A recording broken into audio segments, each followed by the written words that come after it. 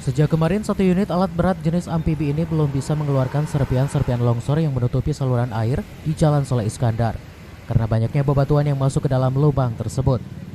Sementara itu, warga yang rumahnya masih terendam hanya bisa pasrah menunggu surutnya air. Namun begitu, warga mulai merasa was-was mengenai keadaan lingkungan karena selain airnya sudah mulai bau yang akan mengganggu kesehatan mereka. Warga juga khawatir jika hujan turun kembali dan terus merendam pemukiman mereka, lantaran hingga saat ini petugas gabungan belum berhasil mengeluarkan serpian-serpian yang masih menyumbat saluran air. Saat ini ya, jadi di hari kedua ini kami masih belum menemukan sumbatannya di sebelah mana, walaupun alat beratnya sudah kami ganti dengan yang besar.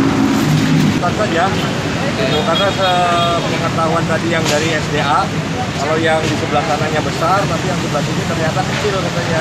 Selanjutnya kita dibuat dam, terus airnya nanti kita buang, dan nanti ketika kering kita gali terus sampai kedalaman 3 meter.